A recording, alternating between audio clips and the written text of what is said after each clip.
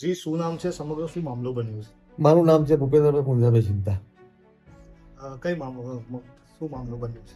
આજે હું મારી હોટલ પર મવડ ચોકની મારી હોટલ છે પોતાની, એ મારા ધંધા પરથી લગભગ 5 થી 5:30 સોના ગાળામાં મારા ઘરે પરત આવતો હતો.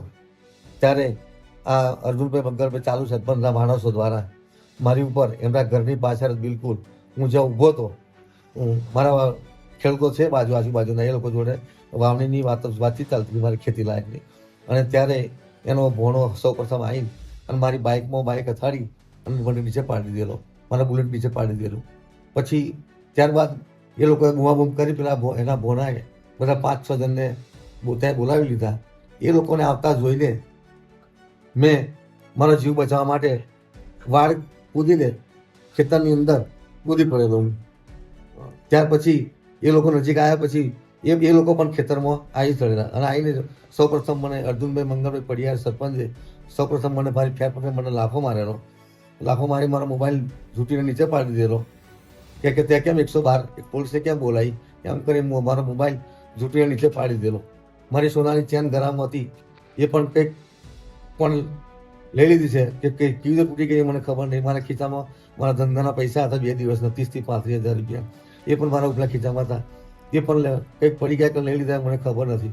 અને આ લોકો નીચે પાડી મને ગરદા પાટણનો માર ખૂબ જ માર્યો છે. અગાઉ કઈ ઝઘડો થયો હતો કે ના, કોઈ ઝઘડો રાખીને કઈ માર મારવાનો આ ચૂંટણીની મને આ લગભગ આ જીતીને આવ્યા પછી એવું કહે છે કે મને ચરબી બહુ છે ને તમારે એક દાડો આપણે મારવો છે, એવું આવું પ્લાનિંગ હતું આ લોકો.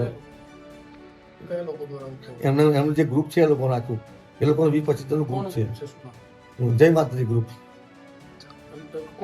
સરપંચ અર્જુનભાઈ મંગળભાઈ પડિયાર સરપંચ. એમની સાથે આજે કેટલા લોકો તો માર માર્યા? આજે લોકો મારવાનો 5-6 માણસો હતા. આજે તમને કંઈ કહેવામાં આવ્યું અને ટાર્ગેટ કેવી રીતે કરવામાં, ક્યાં જતા હતા અને સમગ્ર ઘટના કેવી રીતે? બસ હું મારા હોટલથી ઘરે જ આવતો હતો અને ત્યાં એના ઘરની પાસે એક ખેતર છે ત્યાં ઊભો હતો.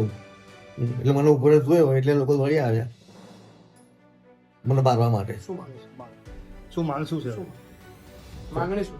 માગણી મારી એ જ છે કે હું મારા ઘરનો 2 માણસ બોબી છું, મારા આખા કુટુંબનો. મારી પાસે 17 માણસ છે, મારું બધું ભેગું કુટુંબ છે. એ ધંધા પર તેઓથી ડર લાગે છે અને પોલીસ સુરક્ષાની માંગ કરો? હા, કારણ કે આ લોકો કયા ટાઈમે શું કરે, મારો રસ્તો 24 કલાકનો એ જ છે. એટલે આ લોકો કયા ટાઈમે શું કરે મારી ઉપર એ કોઈ નક્કી નથી. હાલ તમને કેટલી ઈજાઓ છે? આજે મને જમના હાથે મને ફ્રેક્ચર કરી નાખ્યું છે આ લોકોએ. જી, ડોક્ટરે શું કીધું છે? ડોક્ટર સાથે સારવાર ચાલુ છે. ફ્રેક્ચર તમારે પાટો મારવો પડશે એવું કે છે અને જરૂર પડે ઓપરેશન બી કરવું પડે. પ્રશાસન પાસે માંગણી શું છે તમારી? મારી માંગણી એ જ છે કે આ લોકોને કડકમાં કડક સજા થાય અને જેલ ભેગા કરે. કારણ કે મારે હવે હું એકલો છું, મારો રસ્તો 24 કલાકનો એ છે અને એના ઘર પાસે જ જવાનું. આ ગામનું વાતાવરણ બગાડવા માટેનું ષડયંત્ર હોઈ શકે? હા, કારણ કે આ ચૂંટણી જીતી રહ્યા પછી આખા ગામનું વાતાવરણ ઢોળી નાખ્યું છે. કારણ કે એના જે બધા જે ઠેકેદારો છે બધા જ વ્યસની છે બધા. એટલે આ વ્યસની લોકો કયા ટાઈમે શું કરે એ કોઈ ભરોસો નથી.